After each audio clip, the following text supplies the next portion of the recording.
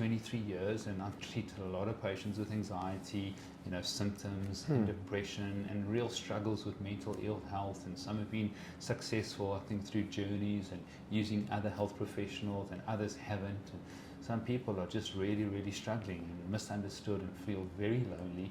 But this is exciting me. So give us a sort of a stratosphere view of what a psychedelic is and the way you see the future with regards to psychedelics, medicine, and the possible regulation of this in South Africa. Okay, so psychedelics are a group of substances that create an experience that is described as mind-expanding, mind-liberating, or profound, or spiritual, and how they do this is quite intriguing, really. So this group includes things like ayahuasca, you mentioned, LSD, psilocybin, magic mushrooms, iboga, San Pedro, peyote, and then there are DMT and 5-MeO DMT, and there's other versions out there as well. And there's research going into so many synthetics at the moment, so it's quite fascinating. How does this class work? They work primarily, and there are other mechanisms of function. It's through a serotonin, the chemical serotonin 2A receptor. This receptor is found over the most of our cortex, the gray matter zone, and in the deeper gray matter structures. This receptor, serotonin 2A receptor, when psilocybin activates it, or the psychedelics activate it, they bring on an agonistic effect of this receptors, in inducing more of the serotonin effect downstream.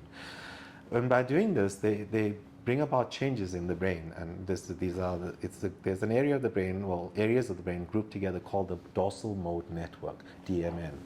This area of the brain helps regulate the idle mind. You can sit in your creative idle mind or worry mind, whichever way you use it, or switch you to conscientious mind on the other side, driving into deliberate behavior.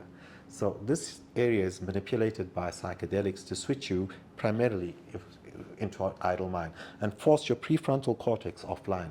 Your prefrontal cortex is your conscious powerhouse. You wake up in the morning, this wakes up, goes to sleep at night, this goes to sleep. So all awareness plays out today, all cognitive effects come out from there. So this is the control mechanism of the rest of the brain and the rest of the body. All primary directives are given out of there.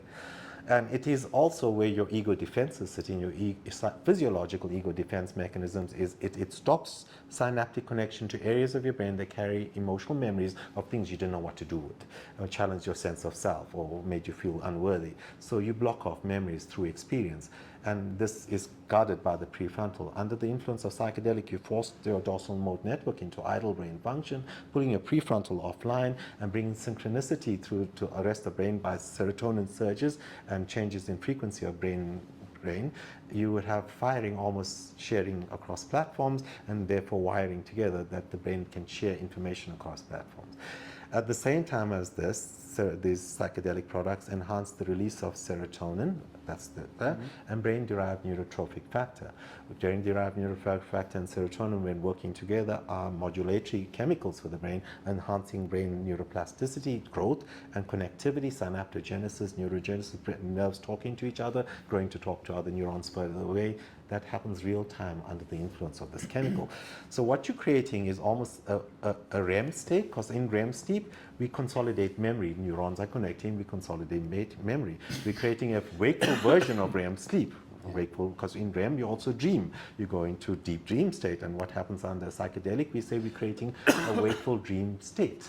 So you're creating the control offline and going into your limbic part of your brain, experiential brain, and you're going to perspective of experience. And while you're going into there, the brain is now functioning on what we call a free energy principle. You heard about this? No. So the free energy principle, under the right conditions, the brain will fight to release more energy utilization, to have more efficient pathways of how to connect from one neuron to the other, freeing up energy, because the utilization of energy is quite low generally in the brain. 20% of body energy production, and it tries to maintain it. So as a processing unit, we have nothing in modern man's creation that can equate to what it does out in processing power, but for such little utilization of energy. So it's always freeing up energy with the free energy principle. So under the psychedelic effect, you have loosening up on a hot zone created where synaptic connections can review to more appropriate connections, and that's where information is transferring. Now these neurons are firing together, they're wiring together, they're sharing, I got info on this, you come to me and I'll take you to a better outlook to this, rather than you go and second guess yourself, they're going to triple check you there,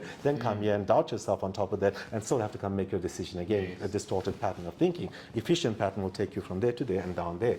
And so eventually under the influence of deep dose psychedelic treatment, you have rewiring of your brain taking place. As long as you primed up the information to outlook, to change perspective in talk therapy, that's why the narrative of life, this rewires to enduring outcomes under the influence of the psychedelic through that 4 to 6 hour hotspot. They say you're doing 4 to 6 hour years of therapy in 4 to 6 hours of a psychedelic experience, depending on the model of psychedelic. Most work out there is happening on psilocybin, so it's 4 to 6 hours they talk about. And when you wake up from that, that is the enduring way you'll see whatever it is you have to rewire. That's the profound way psychedelics work. To that extent, ketamine, the so-called pseudo-psychedelic, which is a dissociative anesthetic agent, is functioning very similar to that psychedelic functioning. It brings about dissociative experience. It's a dissociative anesthetic, so just before it puts you to sleep, it puts you in a zone of dissociation, and then you go to sleep. But in ketamine infusion, we keep them in that zone of dissociation. That means your prefrontal is pulled offline, you dissociate into your limbic cortex, and again, it has impact to BDNF, and that enhances neuroplasticity and overcoming thought blocks or creating new pathways of thinking, so you're not locked into a process that you would be in your mind. So that's how psychedelics work. But they're not a magic silver bullet approach. So you just don't take people and put them in a room and give them a psychedelic, because you've heard of people having bad trips, you've heard about knock-on experiences to psychedelics of dissociative re-experiencing and things like that that can go wrong. And so the requirements is structured psychotherapy build-up, preparation or priming process, which can take months, but getting depending on the complexity of the individual, then going through experience, which is they call the journey, the medical journey. You sit in spaces held, two therapists will hold space with you. That's the model going on in Johns Hopkins and Imperial College of Medicine, and the individual is masked in eye masks and enclosed in the head over earphones, and is enclosed into their whole experience on their own in their mind, and only if they need support psychologically or physiologically are they engaged. Otherwise the work is happening in their mind.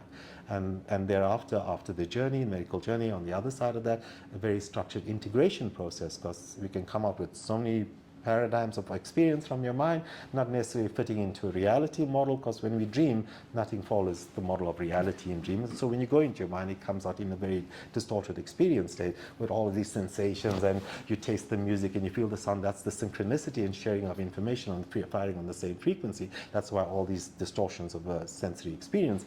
But ultimately, it is wiring in the background, and that's what you work out with enduring in the front. So ketamine does a similar model, but it has short zones. They use it for 40 minutes, and they build it up every 3 to 4 days. You come back to a second infusion, third infusion. A course of 6 is usually how they sell it. And then you review through integration whether the desired outcome was achieved and whether there's still baseline symptoms or any variables of distortion in processing, and you create new structured priming around that, and potentially of going in within 3 to 6 months again to the next deep experience, and followed by another deep experience if it is still required for the third.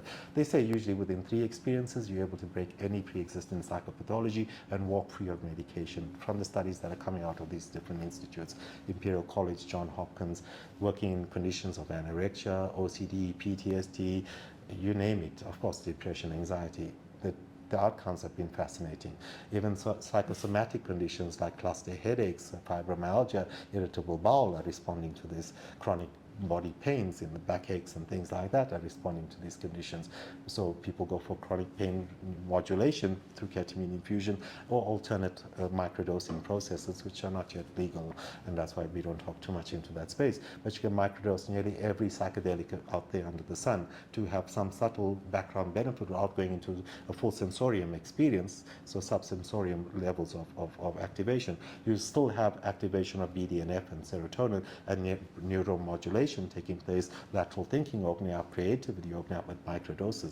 They're even using these microdose approaches in autistic individuals, in individuals with dementia, where you've not got any benefits of mainstream meds, and these meds have failed on microdosing psilocybin.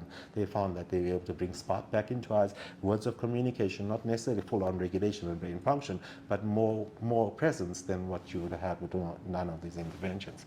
So the outcomes have been fascinating. The data has been accumulating.